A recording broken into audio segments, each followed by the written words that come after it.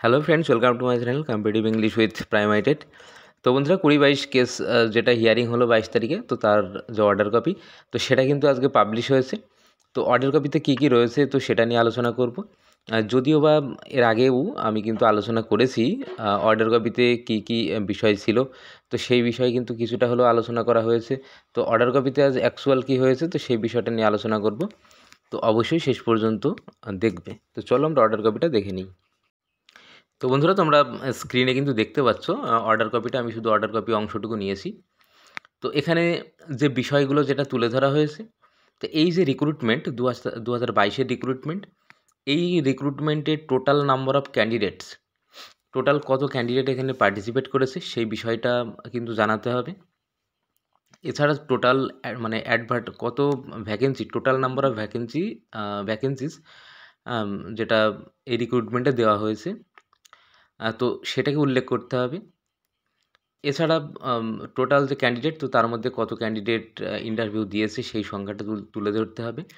এছাড়া 20-22 সেশনে যে সংখ্যা, মানে যে সংখ্যক ক্যান্ডিডেট তারা এখানে পার্টিসিপেট করেছে, বা কত সংখ্যক ওরা অ্যাপিয়ার করেছে, তো সেই বিষয়টাও কিন্তু এখানে তুলে ধরতে হবে। তো এই যে বিষয়গুলো রয়েছে, মানে 20-22 সম্পর্কিত, 20-22-এর ক্যান্ডিডেট যারা রয়েছে সেই সম্পর্কিত, এবং টোটাল নাম্বার অফ কত ক্যান্ডিডেট রয়েছে এখানে, টোটাল কত ভ্যাকেন্সি রয়েছে, সেই টোটাল বিষয়টা কিন্তু কোর্টের কাছে একটা এফিডেভিট আকারে জমা করতে হবে।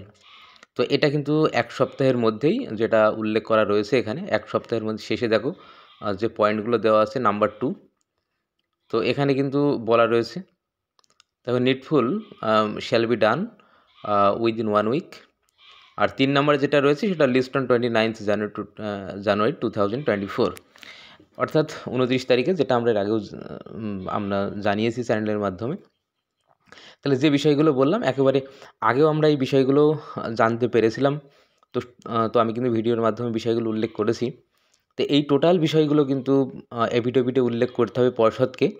তো এই যে একেবারে ওভারঅল এই টোটাল বিষয়ের উপরে যদি পর্যবেক্ষণ করে যদি বিচারক মনে করেন যে না ঠিক আছে, মেরিট লিস্ট বের করতে পারে, তবে সেক্ষেত্রে কিন্তু অবশ্যই হয়তো সেদিনই একটা পজিটিভ বা গ্রিন সিগন্যাল হয়তো পেয়ে যেতে পারে পর্ষদ। তবে 20-22-কে নিয়ে কি করছে, 20-22-এর ভ্যাকেন্সির ব্যাপারে, তো সেটা নিয়েও কিন্তু অবশ্যই সেদিন আলোচনা হবে। তো সেই বিষয়েও পর্ষদকে জানাতে হবে।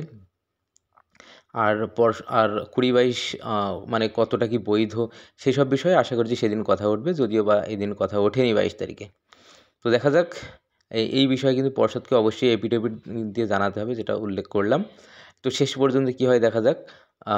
সুপ্রিম কোর্ট থেকে 2022-এর যে রিক্রুটমেন্ট, তো তার যে প্যানেল, তো সেটা পাবলিশ করার বিষয়ে কি মতামত জানান বিচারক।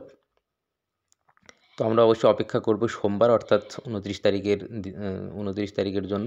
তো অবশ্যই আমাদের চ্যানেলের সঙ্গে যুক্ত থাকবে। তো খবর পাওয়ার সঙ্গে সঙ্গে অবশ্যই জানিয়ে দেবো।